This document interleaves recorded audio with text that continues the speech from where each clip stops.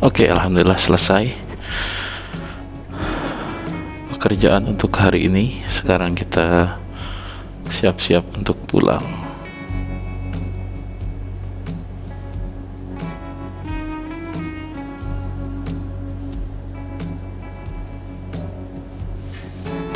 Ini remote AC-nya nggak tahu kemana, jadi pakai HP.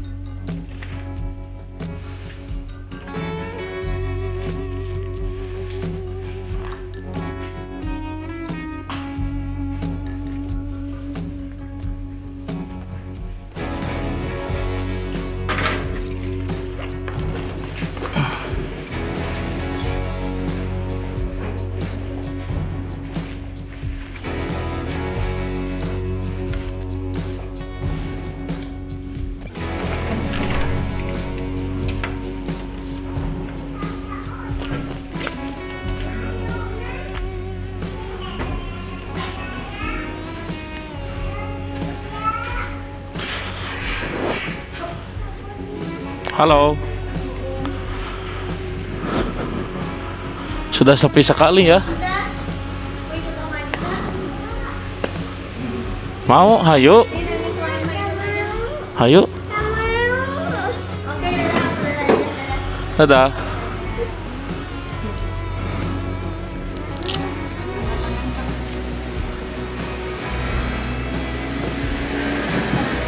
Burita masih nunggu murid? Oh alah.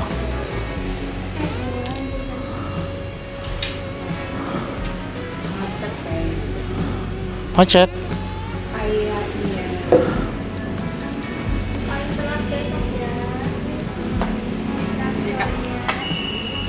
Oke.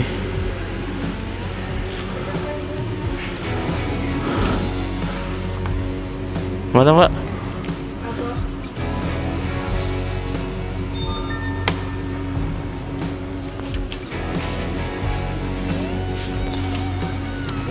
Duluan ya semuanya. Assalamualaikum.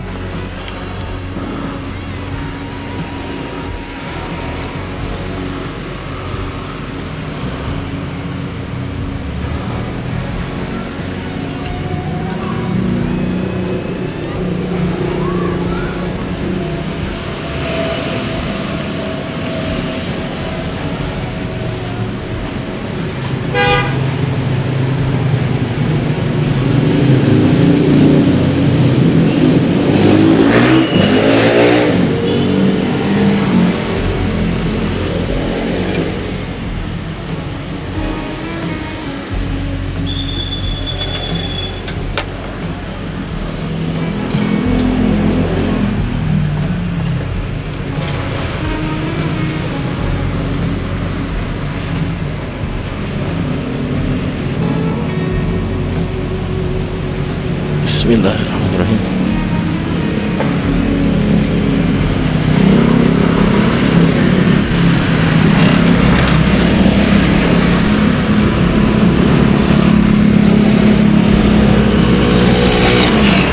Oke. Assalamualaikum warahmatullahi wabarakatuh. Teman-teman, ketemu lagi sama Adi dan Yarsa di balik kamera ini. Hari ini saya baru selesai kerja. Kita langsung pulang nih menjelang maghrib. Ini di Jalan Arca Manik Endah. Kita ke arah Ranca Manyar, teman-teman. Ini tadi pas di on itu baterai GoPro ini sisa 70%. Tapi memang ini baterainya udah soak kayaknya, udah bermasalah. Tapi ini bukan yang orinya, yang orinya ada masih bagus. Saya pakai ini untuk cadangan. Kira-kira nggak tahu deh bisa bertahan berapa lama. dari 70% ini. Ini mereknya Kingma nih yang lagi saya pakai baterainya. Kingma. Jadi Kingma itu raja ibu-ibu mungkin ya. King itu raja, Ma itu kan Ma artinya ibu, jadi raja ibu-ibu. Kingma. Ngarang pokoknya. Oke, teman-teman, seperti biasa doa yang selalu saya panjatkan untuk teman-teman yang nonton, semoga sehat selalu, panjang umur dan berkah, berbahagia, semua cita-cita dan harapan bisa segera tercapai, terwujud, dan semua urusan dan pekerjaan dimudahkan, dilancarkan ya teman-teman, amin. Kali ini apa yang mau kita bahas? Acator di nggak tahu nih episode keberapa. Saya sengaja nggak kasih episode ya, karena konten-konten saya yang lain kalau dikasih episode itu suka mangkrak teman-teman. Suka nggak berlanjut gitu. Mending nggak berlanjutnya udah ratusan episode, ini nyampe 10 juga enggak, paling baru maksimal episode 5 udah aja selesai. Makanya nggak saya kasih episode, mudah-mudahan bisa terus berlanjut dokumentasi yang saya lakukan ya, termasuk ya ini ngacator ini, ngacaprak motor, dan konten-konten saya yang lainnya mungkin kebanyakan belakangan didominasi oleh konten musik ya, karena kerjaan saya ada di sana. Tapi memang apapun kontennya ya, nggak mudah untuk kemudian bisa diminati oleh banyak orang. Entah seperti apa formulanya supaya apa yang kita bikin itu bisa disukai ya. Sedikit banyak saya mempelajarinya juga, tapi ternyata nggak bisa ada ilmu pasti mungkin ya. Itu menurut saya, mungkin nggak tahu kalau teman-teman yang lain yang lebih ahli, yang lebih tahu di bidang seperti ini, mungkin ada ya rumusan yang efektif untuk kemudian bisa menarik penonton yang banyak gitu. Kalau saya sih sejauh ini ya masih untung-untungan gitu, kan nggak bisa diprediksi. Pernah juga saya bikin benar-benar niat gitu ya, beberapa konten yang saya targetkan bakal rame gitu, tapi ternyata enggak. Ada juga beberapa konten yang asal-asalan itu meledak. Jadi ya gitu ya. Jadi sejauh ini yang bisa saya ambil kesimpulannya adalah ya sudah, bikin aja lah, bikin upload, nanti terserah gimana hasilnya. Kalau misalnya memang rezekinya ya alhamdulillah mungkin ada hasilnya gitu, hasilnya baik sesuai dengan harapan, tapi tetap kita harus usaha semaksimal mungkin, sebaik mungkin teman-teman. Nah cuman sayangnya kan saya itu memang senang bikin video itu udah lama ya, dan saya sering upload dulu itu, tapi nggak ada nggak ada satu motivasi untuk untuk bisa menghasilkan hal-hal tertentu ya. Mungkin dalam hal ini ya materi lah ya. Dulu itu tidak sama sekali. Yang penting saya video, mau itu videonya bagus, mau asal-asalan, saya video terus saya upload. Saya video, saya upload. Kayak gitu aja dulu. Nah, cuman setelah sekian lama ya, lama banget. Kemudian ada peluang untuk bisa menghasilkan, dan itu pun saya bisa ngehnya itu karena dikasih tahu sama teman saya, ada yang sampai sekarang dia seorang ya katakanlah konten kreator ya, yang bisa menghasilkan materi yang yang cukup besar, yang membawa dirinya menjadi seseorang yang sukses ya, dalam versi saya tuh, karena sejauh ini dia sudah mampu gitu kan membeli hal-hal yang luar biasa seperti rumah. Dia bisa membeli beberapa kendaraan, mobil, baik motor maupun apa namanya tuh, alat-alat atau keperluan yang dia butuhkan itu bisa dengan mudah dia beli dari hasil konten. Nah, dari sana, dari dialah saya itu dikasih tahu bahwa akun saya, dalam hal ini FB ya teman-teman ya, lebih spesifiknya FP, fans page, tahu kan ya apa tuh? Nah, fans page saya itu ada potensi katanya. Nah, di situ saya mulai termotivasi, dan akhirnya saya bikin konten, bahkan konten-konten yang melanggar ya, seperti re-upload. Nah, itu saya lakukan waktu itu, tapi luar biasa, sangat meledak banget tuh viewernya, baik dibagikan ya, di share kembali, kemudian yang komen, yang mereaksi itu luar biasa. Di awal-awal sih nggak ada masalah, dan yang ada juga dampaknya adalah dolar kenceng ke pemasukan saya, dolar kenceng, sehingga konten-konten ori saya juga ikut rame, teman-teman. Kan di situ saya salahnya, saya masih dicampur tuh antara konten ori dengan konten di-upload ya. Ya itu salah teman-teman, jangan ditiru ya. Salah itu, saya mengakui kesalahan saya di situ. Mungkin pada akhirnya terdetek tuh sama pihak FB ya. Dan akhirnya saya mengalami pelanggaran yang menyebabkan dolar menjadi merah. Akhirnya dismonetisasi ya. Gak lama itu sembuh. Bukan gak lama, justru lama, sorry. Mungkin sekitar 2 bulan baru sembuh, dan saya mulai upload lagi secara rutin. Nah, di sini saya belajar dari pengalaman saya upload dengan video original punya saya sendiri. Alhamdulillah itu hasilnya 3 kali lipat ya, saya hasil dolarnya. Nah, alhamdulillah gajian lancar. Itu berarti kedua kalinya tuh saya dapat gajian dari FB. Udah masuk. Nah, mulai bulan berikutnya kan saya mulai produktif lagi tuh, bikin lagi video. Baru juga seminggu lah kurang lebih. Dolarnya juga baru berapa, belum 100, sekitar 70 lah kurang lebih ya, 70 dolar baru seminggu. Itu saya kena pelanggaran lagi. Padahal konten yang saya upload ori, teman-teman. Nah, sekarang saya tarik ke belakang dulu ya. Yang sebelumnya saya dapat pelanggaran karena di-upload. Nah, itu di-upload, dan konten ori yang saya upload sebelumnya itu saya hapus semua, teman-teman.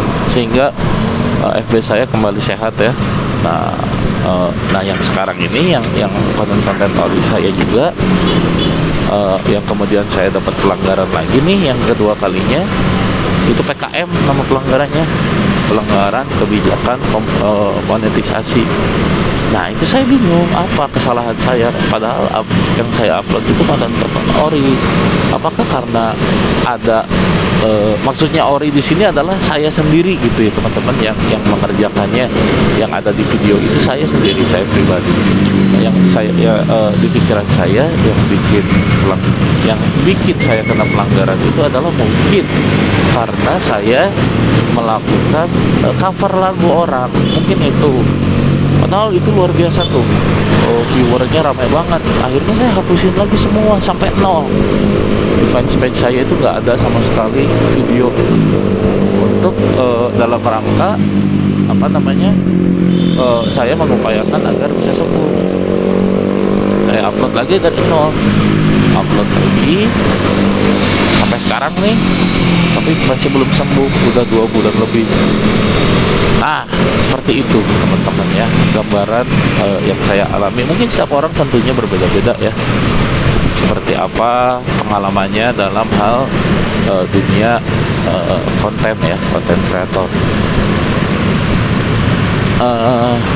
Tapi ya saya masih terus upayakan untuk tetap upload video di website saya itu, mudah-mudahan bisa ada lebih cerah dan sembuh lagi. Juga bersamaan dengan itu saya juga mengupayakan platform lain ya, seperti YouTube, Toktik, YouTube dan Toktik ya teman-teman, yang saya juga sedang upayakan. Mudah-mudahan juga ada titik cerah ada di platform lain itu, karena apa ya namanya ya, yang namanya ada peluang, kesempatan untuk bisa mendapatkan income itu kan alhamdulillah ya, kenapa tidak kita upayakan semaksimal mungkin gitu di luar pekerjaan kita. Terlebih kan pekerjaan saya ini kan di bidang seni musik yang tidak tetap. Kalau lagi ada, kalau lagi banyak ya alhamdulillah, kalau lagi sepi kan susah juga. Walaupun saya selalu percaya, selama kita yakin, percaya, dan selama kita tetap melangkah melakukan sesuatu, insya Allah selalu ada jalannya. Begitu teman-teman. Nah, ini ngomong-ngomong saya sudah nyampe ke Jalan Sukabumi ini namanya. Bukan berarti di Sukabumi ya, ini masih di Bandung pastinya, tapi nama jalannya Jalan Sukabumi.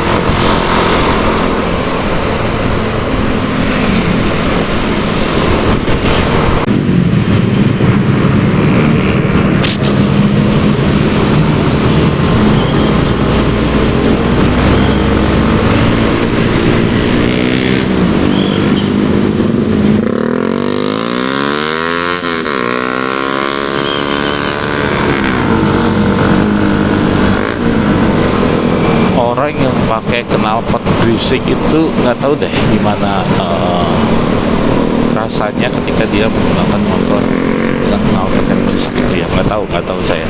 Tapi yang pasti mungkin beda-beda ya. Kalau saya pribadi sih merasa ampun ya Allah, ampun, telinga saya tidak welcome dengan suara knalpot yang berisik itu.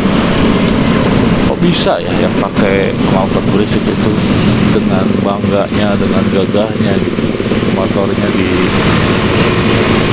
apa tuh, disember-sember kayak gitu.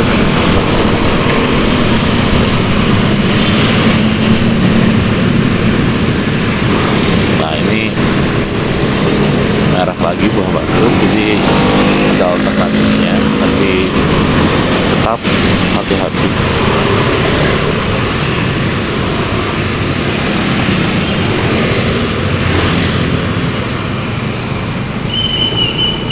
Terima kasih Pak.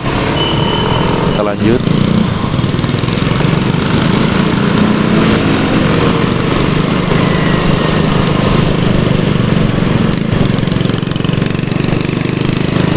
Nah, sekarang kita masuk ke Jalan BKR.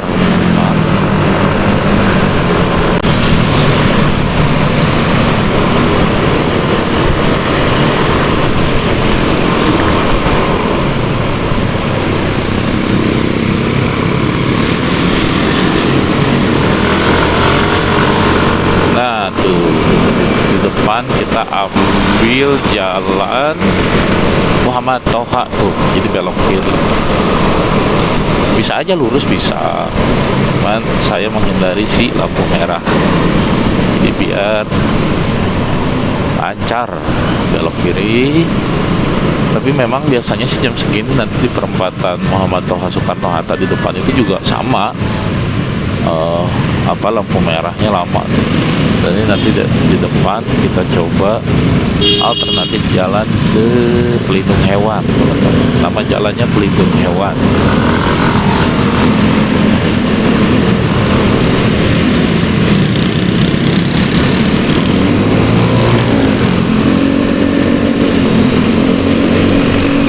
Kita cek.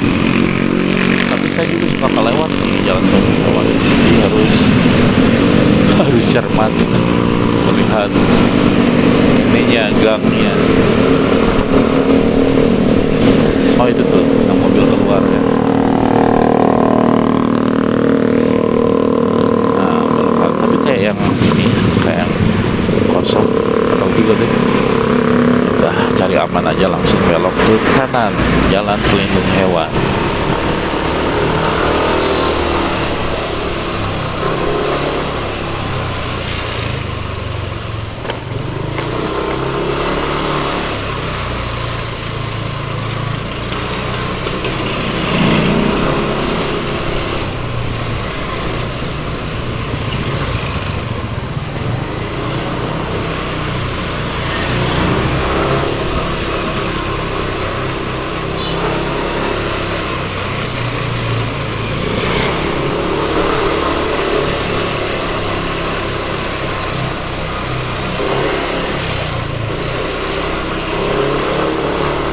Alhamdulillah cuaca juga tidak hujan. Soalnya tadi pas berangkat sempat mendung. Yang saya khawatirkan pas pulangnya hujan, tapi alhamdulillah enggak. Nah, dari sini kita ambil ke kiri teman-teman. Ke kanan juga bisa. Nah, apa sih nggak bisa di Bandung? Selama tahu jalan, mau ambil jalan mana aja bisa.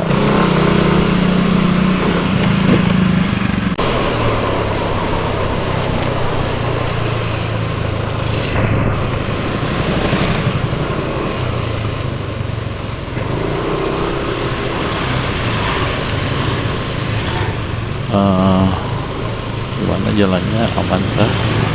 Kalau aman kita lanjut, kalau enggak belok kanan kita. Oh aman ini, aman ini.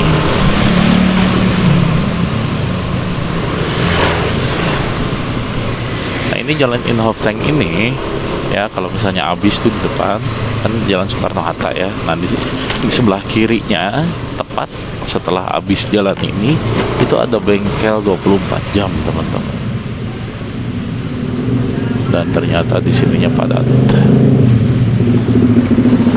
Kita putar balik dan kita ambil jalan yang tadi ya. Nah yang tadi tuh informasi untuk teman-teman yang kebetulan nonton dan kebetulan lihat di part ini, kalau misalnya jalan Inhofteng ya, lewat Inhofteng yang arah ke Soekarno-Hatta, itu pas belok kiri, pas habis jalan Inhofteng ada bengkel 24 jam teman-teman. Tapi tentu yang 24 jam itu kita harus membayar lebih ya, karena di saat kita membutuhkan, di mana bengkel-bengkel lain sudah tutup, mereka standby. Jadi ada harga lebih yang harus dibayar. Teteh lagi apa tuh? Dengerin handphone. Ini jalan tikus. Berarti saya tikus ya lewat sini, untuk menghindari yang tadi tuh macet yang tadi.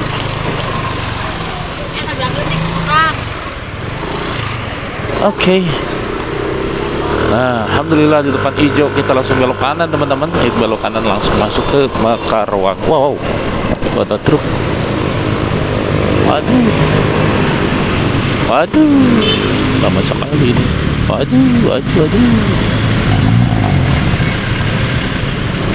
Ya sudah lah kalau begini.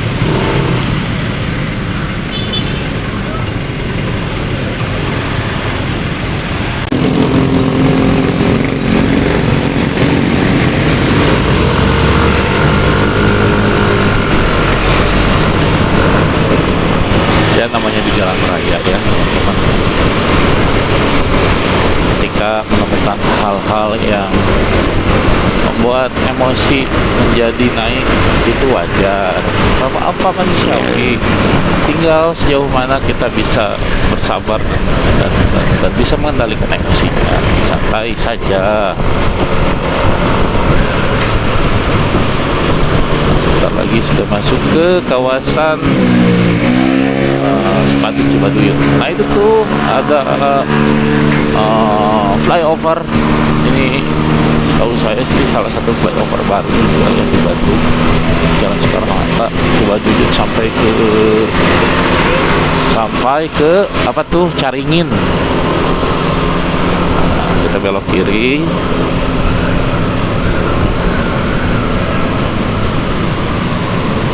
Wow, di sini juga macet. Berarti salah saya ngambil salah jalan ini ya. Harusnya tadi ke Mekarwangi.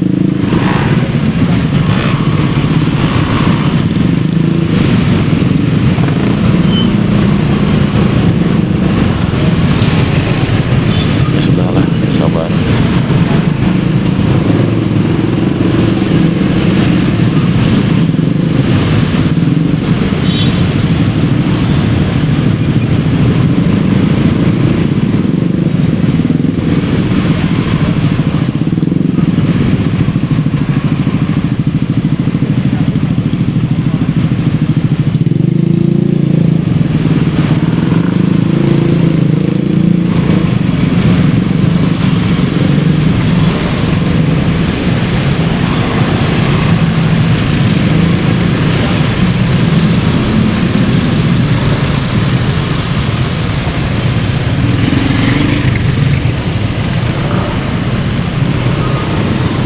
Kalau berangkat dari rumah ya ke tempat kerja saya tadi yang Jalan Arca Manik, kalau misalnya jalannya lancar itu paling juga ya paling cepat 30 menit lebihan lah. Kalau saya santai 40 menit juga nyampe, 40 menit 45 menit ya. Tapi kalau jalannya agak macet itu 1 jam lah kurang lebih ya kalau pergi dari rumah saya tuh. Kalau pulangnya itu bisa sejam setengah sampai 2 jam, teman-teman. Gila nggak? Gara-gara apa ya ini? Gara-gara seperti ini. Karena memang semua orang jam pulang gitu kan, otomatis jalan itu semua dalam perjalanan pulang. Jadi ya beginilah.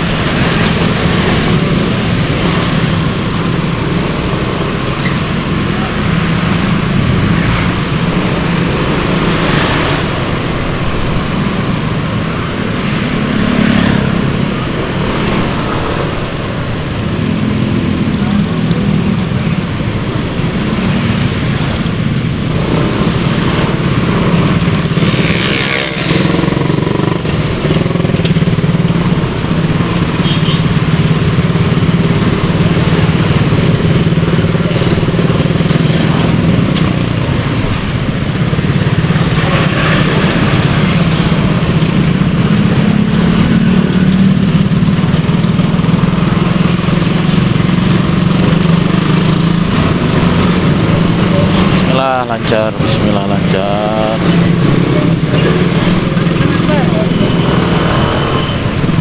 Oh ini nih pertigaan Mekarwangi.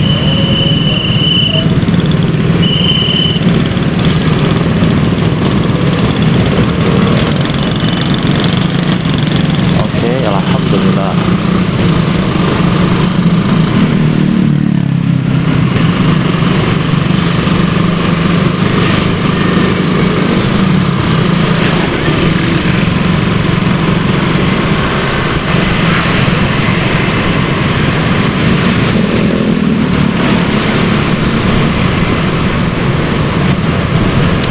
Ini adalah kawasan Cibaduyut, teman-teman.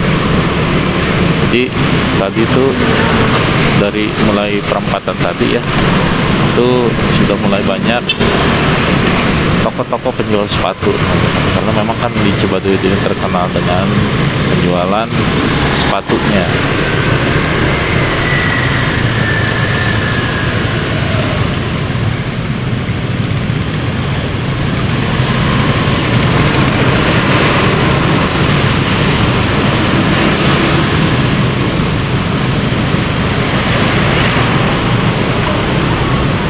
juga banyak sekali dikunjungi oleh bis-bis pariwisata dari luar kota, bahkan luar pulau yang saya sering lihat ya.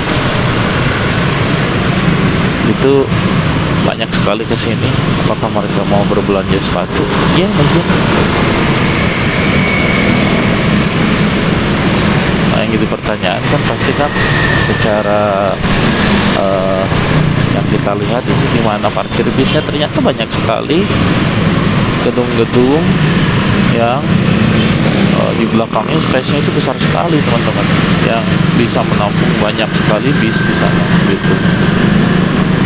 Makanya banyak sekali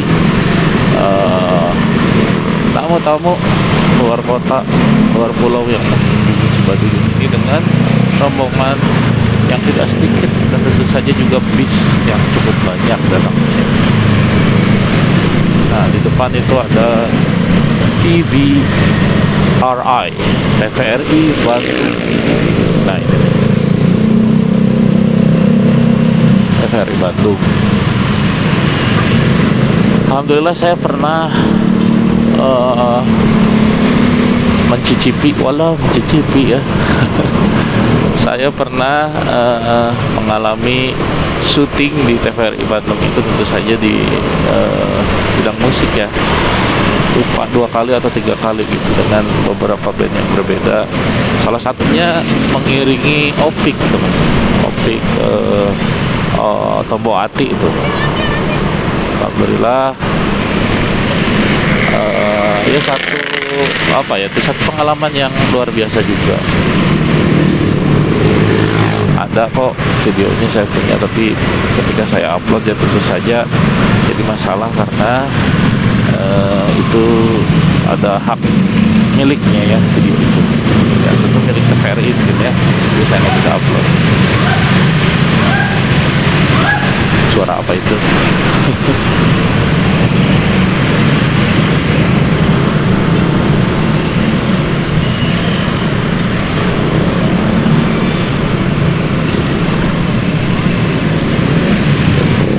Mulai lagi padatannya, dan baterai GoPro saya sudah 14% teman-teman. Jadi untuk video ini saya cukupkan sampai di sini. Sekali lagi terima kasih untuk semua teman-teman yang sudah bersamai dan menonton video saya sampai akhir ini. Terima kasih banyak sekali lagi. Sehat selalu untuk semuanya, dilancarkan, dimudahkan segala urusan pekerjaannya, sukses, berkah, panjang umur, bahagia. Amin ya Allah. Adi dan Yansa pamit. Kita jumpa lagi di video berikutnya. Assalamualaikum warahmatullahi wabarakatuh.